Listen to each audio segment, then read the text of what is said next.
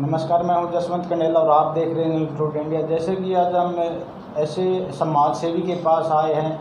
आपने सुना होगा पैसे का दान, ब्लड का दान, लेकिन ऐसी शख्सियत से मिल रहे हैं आप आज और आपको भी रूबरू करवाएंगे जिन्होंने जो है अपना पूरा का पूरा जो शरीर ही दान किया हुआ है पीजीआई के अंदर। और ऐसी महान शख्सियत से मिलाएंगे आज। और उनके साथ साथ उनकी जो धर्मपत्नी है, उन्होंने भी अपने जो शरीर है वो दान किया हुआ है।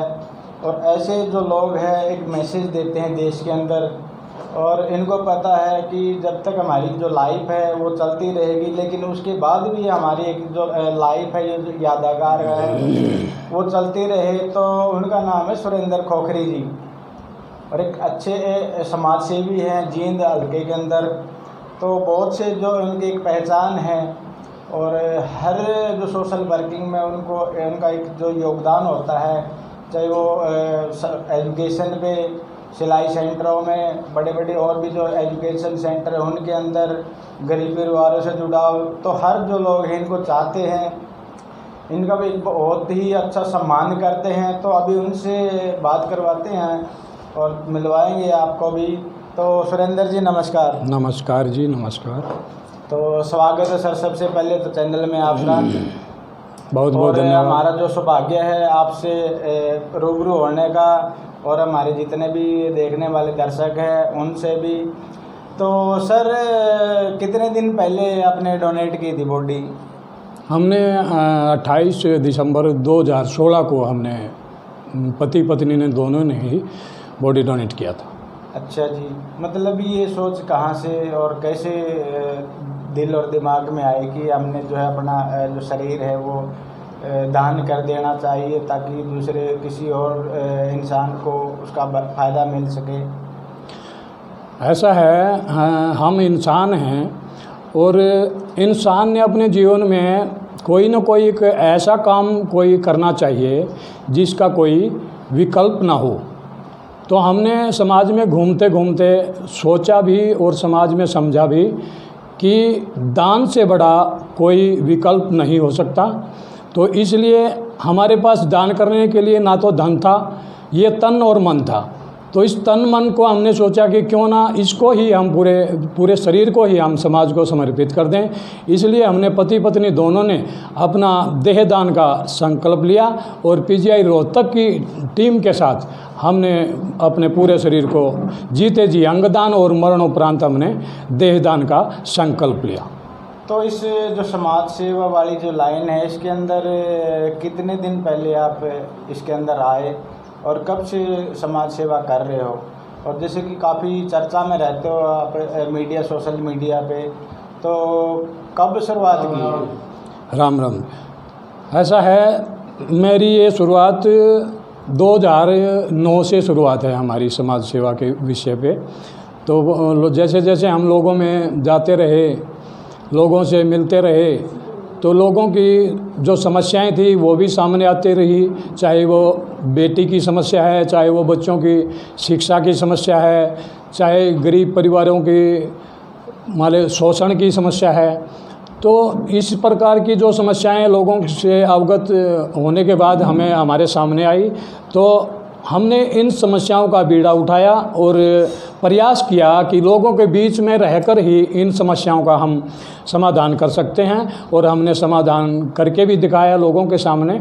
और आज लोग हमारी वजह से, लगा लो अपने कुछ अच्छे लोगों की वजह से, कुछ बेटियां हैं, 60-70 बेटियां हैं जो प्राइवेट स्कूलों में हमारी ओर से शिक्षा प्राप्त कर रही हैं। और हमने कम से कम भी 2,500-3 हज़ार महिला और लड़कियों को आत्मनिर्भर बनाने का प्रयास किया है, जिसमें हम सिलाई, ब्यूटिशियन, हैंडवर्क का कार्य हमने उनको आत्मनिर्भर बनाने के लिए प्रशिक्षण देकर उनको आत्मनिर्भर बनाया है। तो आपकी कोई संस्था है या वैसे ही मतलब एक लोकल सेवा में लगे हुए हैं? नहीं, लोकल सेवा नहीं है। हम नवज्योति समाज कल्याण समिति के माध्यम से लोगों में कार्य कर रहे हैं। और मतलब इसी के माध्यम से हम लोगों में जा रहे हैं, लोगों को जागरूक कर रहे हैं। और बेटी बचाओ बेटी पढ़ाओ अभियान भी हम नवज्योति समाज कल्याण समिति के माध्यम से ही लोगों में प्रचार प्रसार कर रहे हैं। जैसे कि हमने देखा कि हर प्रोग्राम के अंदर जो है आपकी जो धर्मपत्नी है वो भी साथ में रहती है, तो घर वाले तो नहीं इस बारे में मतलब कोई भी ऐसा रिएक्शन या मतलब कुछ बोलते हैं? ऐसा है, अगर हम समाज में किसी भी कार्य के लिए निकलते हैं तो लोगों का काम तो कहना ही होता है। अगर हम कुछ ना करेंगे तो भी लोग कहेंगे, और अगर हम कुछ करेंगे तो भी कुछ कहेंगे। तो जैसे हम पति पत्नी दोनों हम साथ में सोशल वर्कर हैं, सोशल सेवा हम कर रहे हैं, तो लोग तो कहते भी हैं कि भाई ऐसे घूम रहे हैं, कुछ कुछ बातें आती हैं, लेकिन हमने तो अपने जो मंजिल थी ना उस पे जाने का ही हमने टारगेट बनाया था। फिर लोगों की जो अच्छी बातें होती थी उसे हम ग्रहण करते थे, और जो हमारे अपोजिट बातें होती थी उन्हें हम छोड़ देते थे। हम काम की बातें लेते थे, और फालतू की बातों में हमने लोगों में विश्वास नहीं किया कभी किसी। जैसे कि आपकी जो सोशल वर्किंग कहाँ तक है, मतलब पूरे हरियाणा के अंदर है या हरियाणा से बाहर भी? नहीं, अभी हरियाणा से बाहर तो नहीं है। बाकी हरियाणा में प्रयास कर रहे हैं कि भी हम पूरे हरियाणा को तो कवर नहीं कर पाए हैं अभी तक।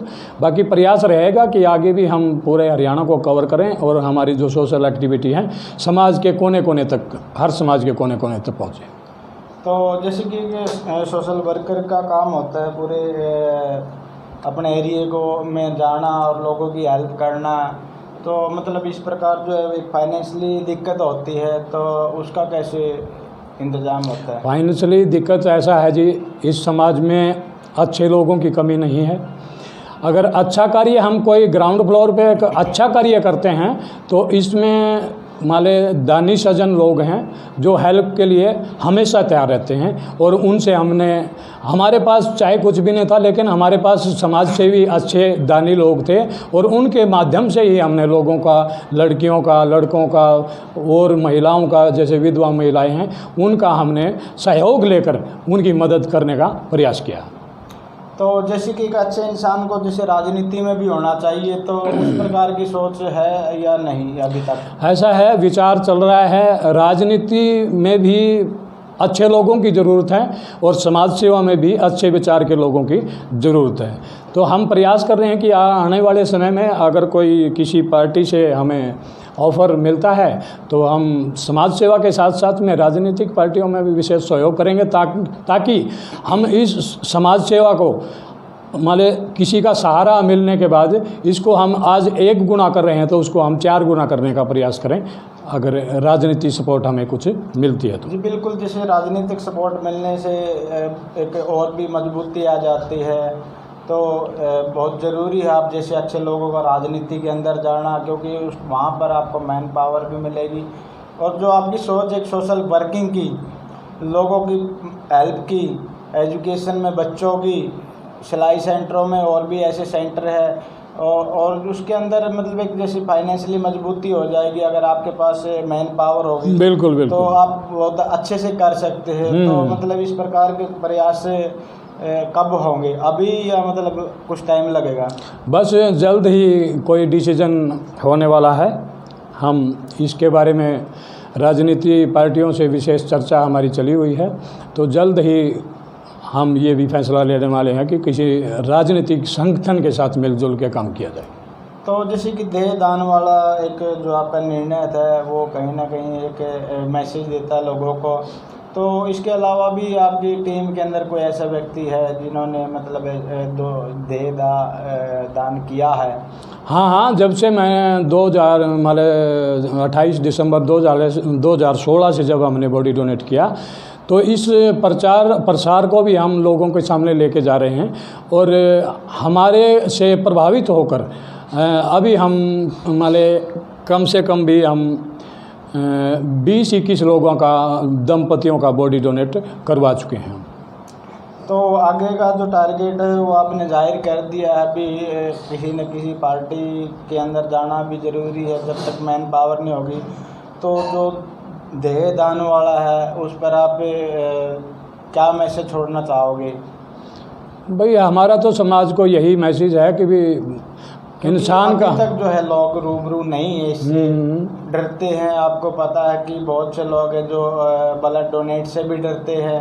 और आपने तो अपने जैसे कि देह दान किया हुआ है, तो उसके बारे में कुछ मोटिवेशन दो लोगों को, ताकि जो है हर बंदे के दिमाग के अंदर ये बात रहे और वो मतलब जीते जी तो मतलब लोगों की जो है मदद करता ही है, सेवा करता ही है, तो मतलब इस दुनिया से जाने के बाद भी मतलब लोगों की सेवा कर सके। ऐसा है, हमारे जीते जी भी ऑर्गन डोनेट हो सकते हैं और मरणोपरांत तो हो ही सकते हैं सभी, तो इसमें कोई डरने वाली कोई बात नहीं होती।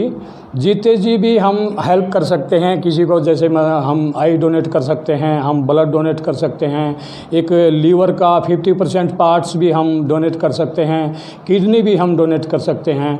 तो इस प्रकार से इसमें डरने वाली कोई भी बात नहीं होती। काफ़ी लोग हैं जो एक आँख से, एक किडनी से अपना जीवन व्यतीत कर रहे हैं, और हमने तो ये सोचा कि भी अगर हमने मर के भी ज़िंदा रहना है, अगर मर के भी लोगों के नज़रों में हमने ज़िंदा रहना है, तो इसलिए हमने अपना बॉडी डोनेट किया था, ताकि हम किसी न किसी के, हमारे शरीर का कोई भी अंग किसी इंसान के काम आ सके। है काम आदमी का औरों के काम आना। किसी ने कहा तू है तारों का राजा, किसी ने कहा तू मेरे पास आ जा, किसी ने दुआ दी, किसी ने बधाई, सब की तू आँखों का तारा बने, तेरी ही रोशनी से चमके तेरा घराना, है काम आदमी का औरों के काम आना। तो बहुत बहुत धन्यवाद सुरेंद्र खोखरी जी।